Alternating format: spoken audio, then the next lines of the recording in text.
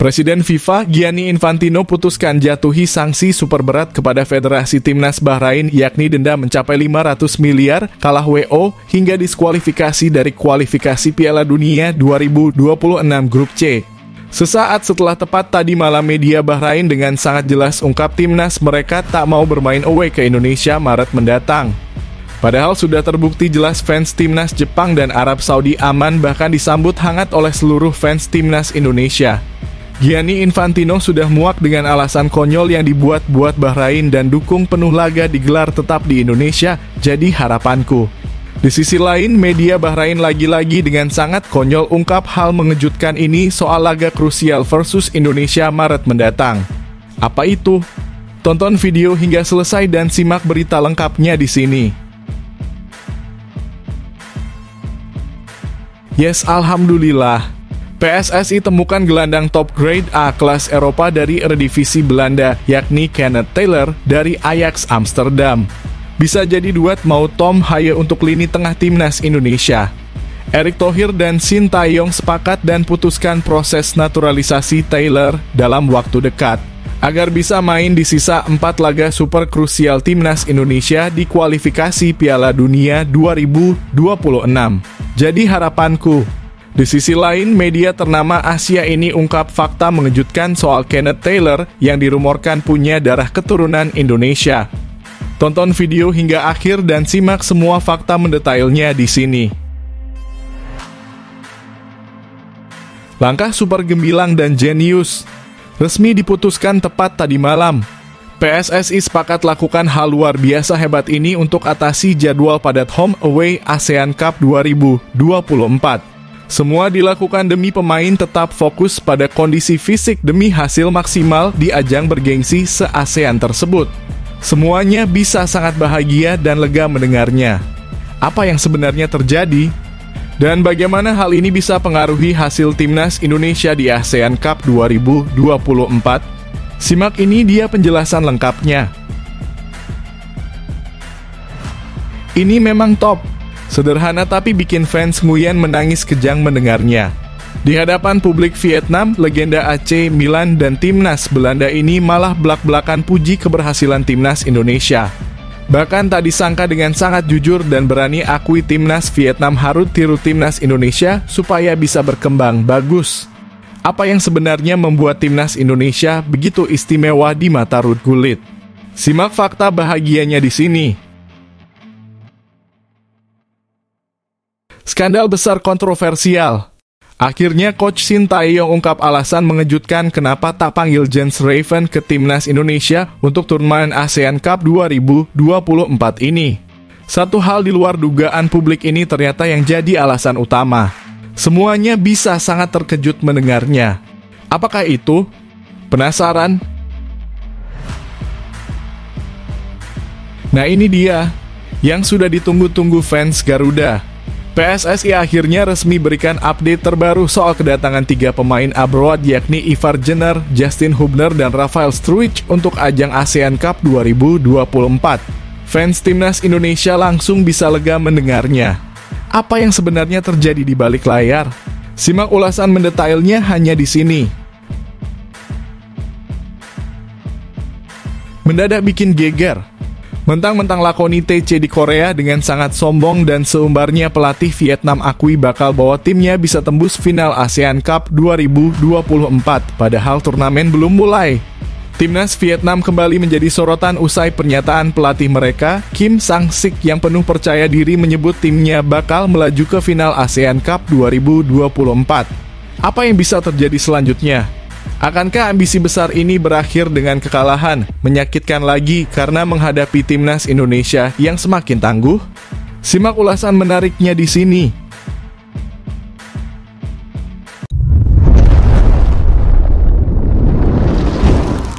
Sebelumnya mohon subscribe channel ini dulu supaya nggak ketinggalan berita terupdate timnas Indonesia.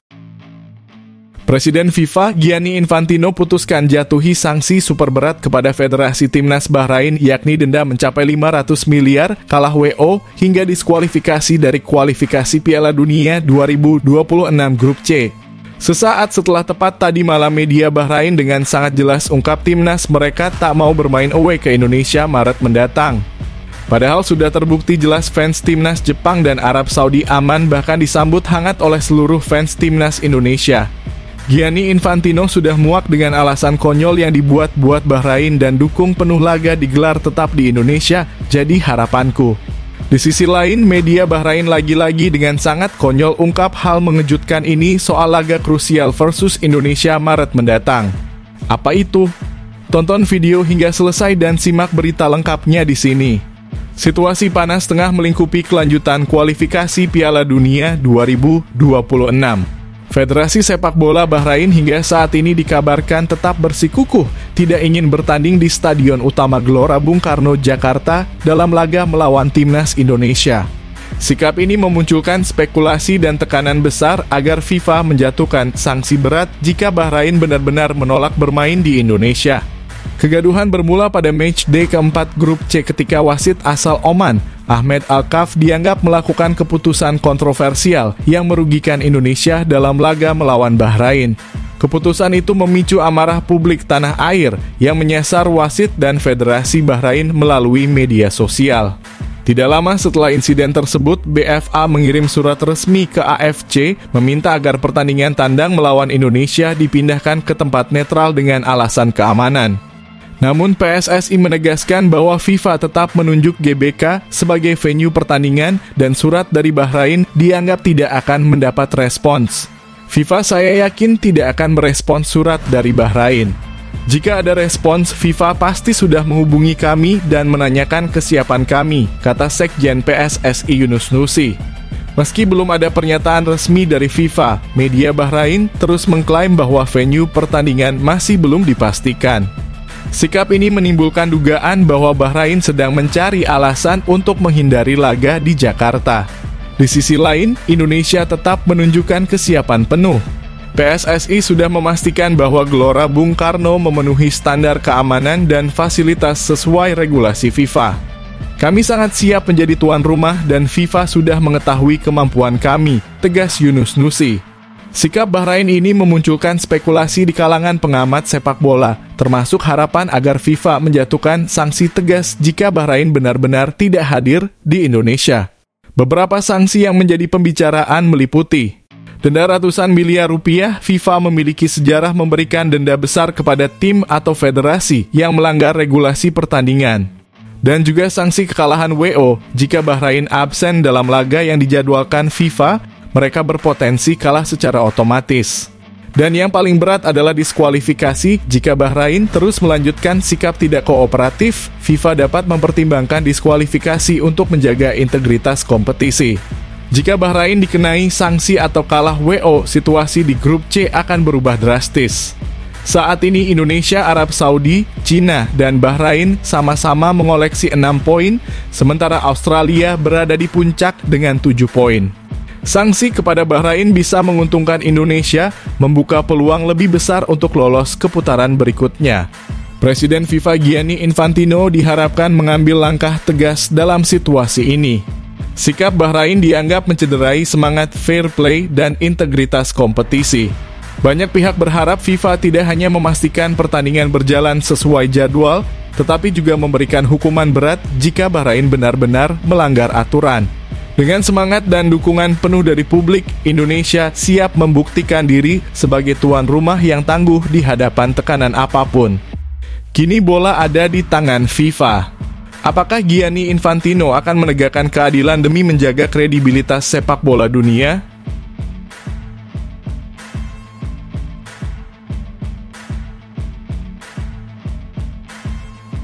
Yes, alhamdulillah. PSSI temukan gelandang top grade A kelas Eropa dari Eredivisie Belanda, yakni Kenneth Taylor dari Ajax Amsterdam. Bisa jadi duet mau Tom Haye untuk lini tengah timnas Indonesia. Erick Thohir dan Shin Tae-yong sepakat dan putuskan proses naturalisasi Taylor dalam waktu dekat, agar bisa main di sisa 4 laga super krusial timnas Indonesia di kualifikasi Piala Dunia 2026. Jadi harapanku. Di sisi lain, media ternama Asia ini ungkap fakta mengejutkan soal Kenneth Taylor yang dirumorkan punya darah keturunan Indonesia. Tonton video hingga akhir dan simak semua fakta mendetailnya di sini. Indonesia terus berburu talenta muda berbakat untuk memperkuat skuad timnas di berbagai ajang internasional, termasuk kualifikasi Piala Dunia 2026. Baru-baru ini muncul spekulasi tentang kemungkinan naturalisasi gelandang muda berbakat Kenneth Taylor yang saat ini bermain untuk raksasa Eredivisie Ajax Amsterdam. Jika saja Kenneth Taylor memiliki darah Indonesia, ia bisa menjadi aset berharga untuk lini tengah timnas, bahkan mungkin menciptakan duet maut bersama Tom Haye. Namun fakta mengecewakan muncul, yakni Kenneth Taylor dipastikan tidak memiliki garis keturunan Indonesia. Spekulasi tentang hubungan Taylor dengan Indonesia berawal dari sebuah unggahan di media sosial. Salah satu akun mengklaim bahwa Kenneth Taylor memiliki darah campuran Indonesia-Belanda konon berasal dari sang ibu yang disebut-sebut berasal dari Manado, Sulawesi Utara. Namun, informasi tersebut segera terbantahkan. Menurut akun @halfblood_Indonesia yang sering mengupas jejak diaspora Indonesia dalam dunia sepak bola, Taylor adalah pure Belanda. Orang tuanya Harold Taylor dan Natalia van Duren serta saudara laki-lakinya Jim Taylor tidak memiliki hubungan dengan Indonesia. Taylor adalah pemain kelas dunia yang sudah membuktikan kemampuannya di klub sekelas Ajax Amsterdam. Musim ini, gelandang berusia 22 tahun itu mencetak 6 gol dan 6 assist dalam 23 pertandingan, menunjukkan kontribusi besar di lini tengah tim. Di bawah skema pelatih Shin Tae-yong, Taylor berpotensi menjadi pemain kunci jika ia memiliki peluang bermain untuk timnas Indonesia. Kombinasi keahliannya dan pengalaman Tom Haye yang kini menjadi tulang punggung lini tengah Indonesia diyakini mampu menciptakan dinamika yang mematikan di lapangan. Namun harapan itu sirna karena dua alasan, yakni Taylor tidak memiliki darah Indonesia sehingga ia tidak memenuhi syarat untuk dinaturalisasi. Bahkan Taylor sudah membela timnas senior Belanda sebanyak 4 kali, yang menurut aturan FIFA mengunci kesetiaannya kepada negara tersebut. Meskipun Kenneth Taylor tidak bisa membela timnas Indonesia, cerita ini menjadi pengingat bagi PSSI untuk terus mencari atau pemain keturunan yang memiliki potensi besar. Keberhasilan mendatangkan pemain-pemain seperti Jay Etzes, Tom Haye, dan Martin Paes adalah langkah nyata yang bisa menjadi inspirasi untuk menemukan bintang lainnya. Dengan persiapan matang dan eksplorasi yang lebih luas, bukan tidak mungkin timnas Indonesia memiliki lini tengah yang setara dengan tim elit dunia di masa depan. Di tengah keterbatasan, harapan untuk lolos ke Piala Dunia 2026 tetap hidup.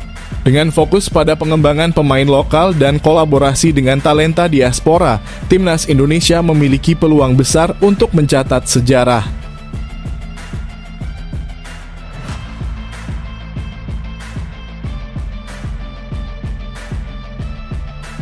Langkah super gemilang dan jenius resmi diputuskan tepat tadi malam. PSSI sepakat lakukan hal luar biasa hebat ini untuk atasi jadwal padat home away ASEAN Cup 2024. Semua dilakukan demi pemain tetap fokus pada kondisi fisik demi hasil maksimal di ajang bergengsi se-ASEAN tersebut. Semuanya bisa sangat bahagia dan lega mendengarnya. Apa yang sebenarnya terjadi? Dan bagaimana hal ini bisa pengaruhi hasil timnas Indonesia di ASEAN Cup 2024? Simak ini dia penjelasan lengkapnya. Dalam upaya memastikan performa terbaik timnas Indonesia di ASEAN Cup 2024, PSSI mempertimbangkan opsi strategis yang tak biasa, yakni menyewa pesawat khusus untuk mengatasi padatnya jadwal pertandingan dan perjalanan. Ketua Badan Tim Nasional Sumarji menjelaskan bahwa langkah ini menjadi salah satu solusi yang sedang dipertimbangkan demi kenyamanan dan kebugaran para pemain. Skuad Garuda akan bertarung di grup B ASEAN Cup 2024 dengan jadwal yang cukup padat, yakni mulai tanggal 9 hingga 21 Desember dengan 4 pertandingan home away. Sumarji mengakui bahwa jeda waktu antar laga sangat mepet, terutama antara pertandingan melawan Myanmar dan Laos, serta Laos dan Vietnam. Dari Myanmar ke Solo, jeda waktunya sangat singkat. Apalagi setelah lawan Laos, kami harus segera terbang ke Vietnam, jelas Sumarji. Salah satu tantangan utama adalah perjalanan yang panjang dan berulang kali transit. Sumarji menyoroti efek perjalanan ini terhadap kebugaran dan kesiapan mental pemain. Dari Solo ke Jakarta harus transit dulu. Setelah itu dari Jakarta ke Singapura atau Malaysia, baru ke Vietnam. Proses angkut barang dan koper saat transit itu menguras waktu dan tenaga, ujarnya. Untuk mengatasi masalah tersebut, PSSI membuka opsi menyewa pesawat charter. Langkah ini dinilai dapat menghemat waktu perjalanan secara signifikan, memungkinkan pemain lebih banyak waktu untuk istirahat dan persiapan. Charter pesawat menjadi salah satu opsi yang sedang kami hitung. Semua keputusan akan dibuat dengan mempertimbangkan kenyamanan dan kebutuhan tim. Pak Ketua Umum PSSI pasti akan memberikan yang terbaik, tegas Sumarji. Selain perjalanan, PSSI juga memastikan persiapan mental dan fisik pemain berjalan maksimal. Pelatih Sintayong dan stafnya mengintensifkan latihan untuk menjaga kebugaran dan daya tahan para pemain menghadapi jadwal yang padat. Mental menjadi aspek yang tak kalah penting. Kami ingin pemain tetap fokus dan tidak terganggu oleh kondisi di luar lapangan, tambah Sumarji. Dengan segala tantangan yang ada, PSSI menunjukkan komitmen penuh dalam mendukung perjuangan Timnas Indonesia di ASEAN Cup 2024. Menyewa pesawat adalah bukti keseriusan PSSI dalam memberikan fasilitas terbaik bagi skuad Garuda demi meraih hasil maksimal. Langkah ini jika terrealisasi bukan hanya mencerminkan strategi yang cerdas tetapi juga ambisi besar untuk membawa Indonesia berjaya di ASEAN Cup 2024. Apakah strategi ini akan menjadi kunci sukses Timnas? Semua pendukung pasti berharap demikian.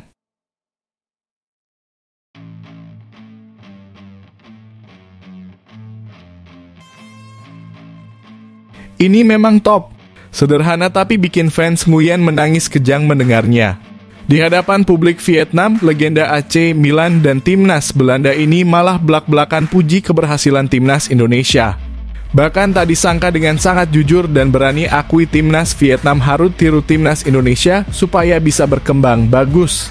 Apa yang sebenarnya membuat Timnas Indonesia begitu istimewa di mata Ruud Gullit? Simak fakta bahagianya di sini. Pernyataan mengejutkan dari legenda AC Milan dan Timnas Belanda, Ruud Gullit yang membuat publik Vietnam berang. Saat mengunjungi kota Ho Chi Minh baru-baru ini, pria yang dikenal sebagai salah satu pesepak bola terbaik dunia itu secara terang-terangan memberikan pujian kepada Timnas Indonesia, alih-alih memuji sepak bola Vietnam. Dalam acara pertemuan dengan penggemar, Gullit diminta untuk mengomentari perkembangan sepak bola Vietnam. Namun, jawaban pria berdarah Suriname itu justru membuat pendukung Vietnam geram. Ia menyatakan jarang menyaksikan sepak bola Vietnam dan lebih sering menonton permainan Timnas Indonesia yang menurutnya sedang menunjukkan performa sangat baik. Ruud Gullit tidak hanya berhenti di situ. Ia juga mengungkapkan bahwa jika Vietnam ingin berkembang, federasi mereka harus berbenah dengan serius. Ia memberikan 2 poin utama, yakni dorong pemain untuk berkarier di luar negeri. Gullit mencontohkan langkah yang sudah dilakukan oleh Indonesia, Korea Selatan, dan Jepang yang memiliki pemain berkarier di liga-liga Eropa.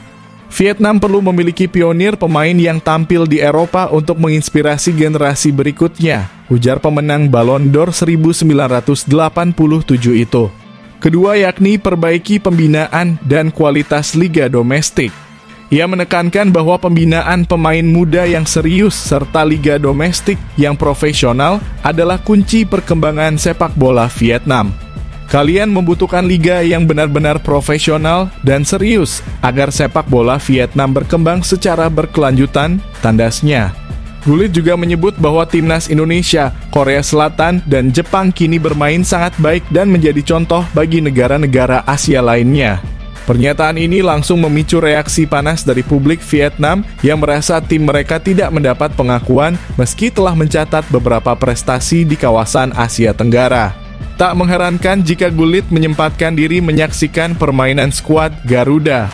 Timnas Indonesia belakangan memang tampil mengejutkan di kualifikasi Piala Dunia 2026 zona Asia. Dan saat ini mereka sedang bersiap menghadapi ASEAN Cup 2024, di mana Vietnam juga menjadi salah satu peserta. Komentar Gullit kemungkinan menjadi viral di kalangan supporter Vietnam. Banyak yang merasa pernyataan tersebut tidak adil dan mungkin menilai ex-kapten Timnas Belanda itu kurang memahami perkembangan sepak bola mereka. Namun sebagian lainnya justru melihat komentar Gullit sebagai kritik membangun yang seharusnya menjadi motivasi untuk melakukan perbaikan nyata. Apapun reaksi publik Vietnam, fakta bahwa timnas Indonesia mendapat pengakuan dari sosok sebesar Ruud Gullit adalah kebanggaan tersendiri. Kini timnas Indonesia dan Vietnam sama-sama bersiap untuk membuktikan kualitas mereka di ASEAN Cup 2024. Siapa yang akan tampil lebih baik? Waktu yang akan menjawab.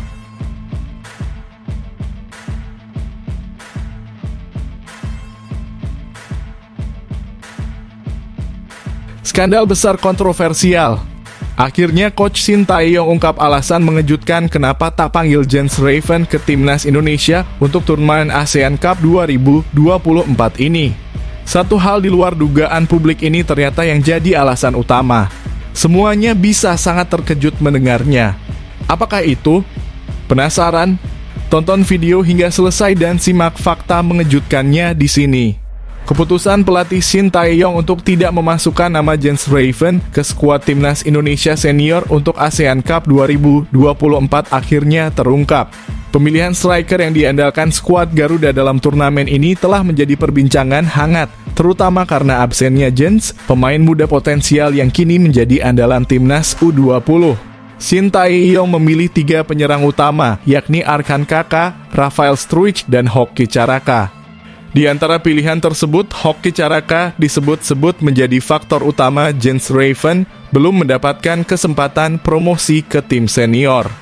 Ketua Badan Tim Nasional Sumarji menjelaskan bahwa Jens Raven sebenarnya sudah masuk daftar pertimbangan Coach Shin. Namun pengalaman dan kesiapan Hoki Caraka dianggap lebih sesuai dengan kebutuhan tim dalam menghadapi turnamen sebesar ASEAN Cup. Ya, itu sudah jadi pembahasan. Salah satu pertimbangannya adalah dari sisi pengalaman dan jam terbang, kata Sumarji. Menurut Sumarji, Hoki telah terbukti lebih siap secara mental dan teknis untuk bergabung dengan skuad Garuda.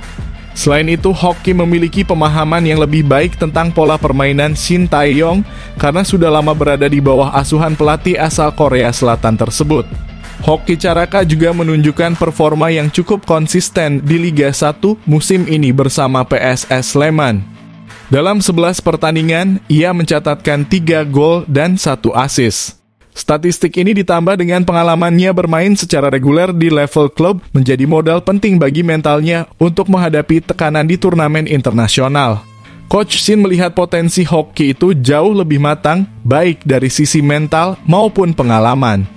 Jam terbangnya di klub juga cukup bagus, ujar Sumarji. Sementara itu, Jens Raven tetap menjadi andalan di timnas U20. Pemain muda berbakat ini telah membantu Garuda Nusantara lolos ke Piala Asia U20 2025. Shin Tae-yong tampaknya ingin memberikan waktu lebih bagi Jens untuk berkembang dan mempersiapkan diri menghadapi tantangan di level yang lebih tinggi. Coach Shin berharap Jens masih berproses dengan Garuda Nusantara. Apalagi waktunya cukup mepet untuk mempersiapkan tim dan timnas Indonesia senior banyak diisi pemain baru, jelas Sumarji.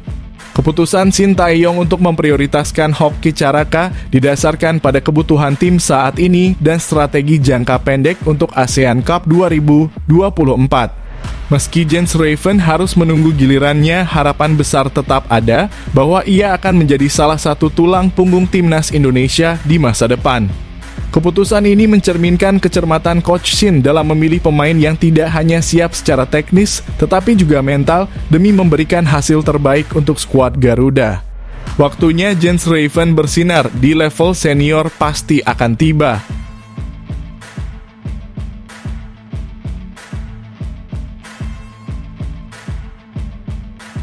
Nah ini dia, yang sudah ditunggu-tunggu fans Garuda. PSSI akhirnya resmi berikan update terbaru soal kedatangan 3 pemain abroad yakni Ivar Jenner, Justin Hubner, dan Rafael Struijk untuk ajang ASEAN Cup 2024. Fans timnas Indonesia langsung bisa lega mendengarnya. Apa yang sebenarnya terjadi di balik layar? Simak ulasan mendetailnya hanya di sini. PSSI akhirnya memberikan kabar terbaru terkait kepastian 3 pemain abroad yang dipanggil untuk memperkuat timnas Indonesia di ASEAN Cup 2024. Ketiga pemain tersebut adalah Ivar Jenner, Justin Hubner, dan Rafael Struijk yang masuk daftar panggilan pelatih Shin Tae-yong untuk menambah kekuatan skuad Garuda. Dalam turnamen kali ini, PSSI dan Coach Shin sepakat untuk mengandalkan pemain-pemain muda U-Strip 22. Pemusatan latihan telah berlangsung sejak 28 November di Bali dan akan berakhir pada 5 Desember 2024. Setelah itu, timnas dijadwalkan bertolak ke Myanmar untuk menghadapi laga perdana Grup B melawan Myanmar pada 9 Desember 2024. Ketua Badan Tim Nasional Sumarji mengungkapkan bahwa hingga saat ini baru Rafael Struijk yang mendapatkan kepastian dari klubnya. Namun kabar terkait Justin Hubner dan Ivar Jenner masih belum jelas karena kedua pemain tersebut masih fokus memperkuat tim masing-masing. Untuk Justin dan Ivar, kami sudah mengirimkan surat ke klub mereka. Kami berharap ada kabar baik dalam waktu dekat, ujar Sumarji.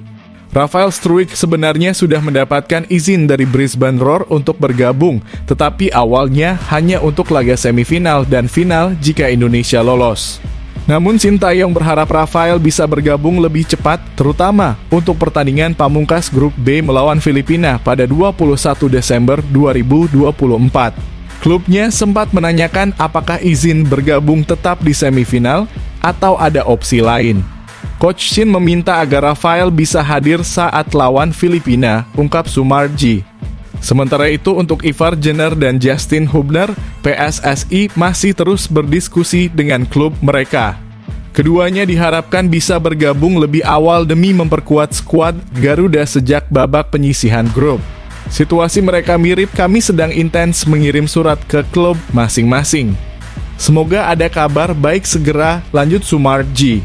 Shin Tae-yong menargetkan penampilan maksimal di ASEAN Cup 2024 meski harus menghadapi tantangan jadwal padat dan keterbatasan pemain.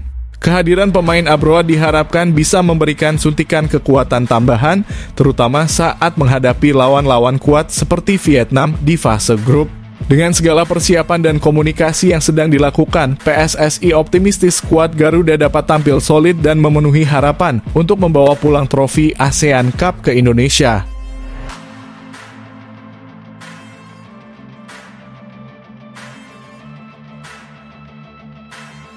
Mendadak bikin geger.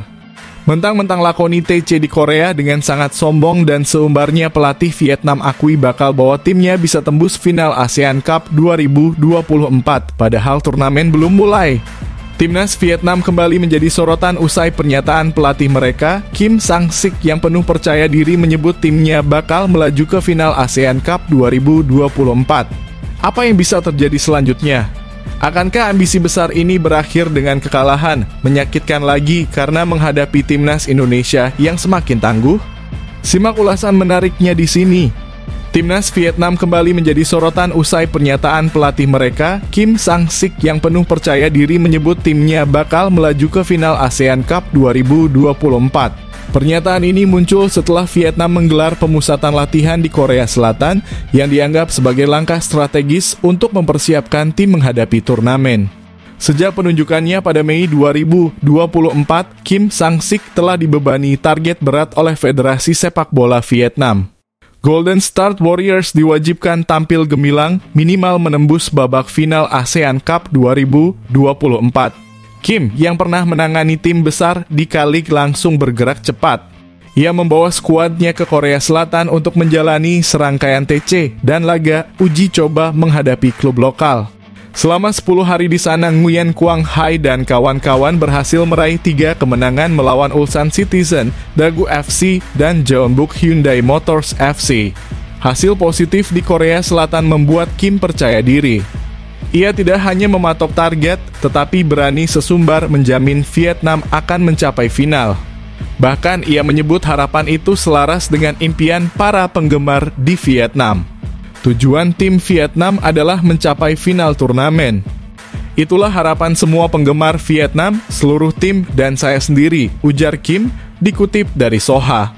Ia juga menegaskan setiap laga akan menjadi perjuangan maksimal timnya, dimulai dari pertandingan pembuka melawan Laos. Untuk mencapai itu, kami perlu melakukan yang terbaik.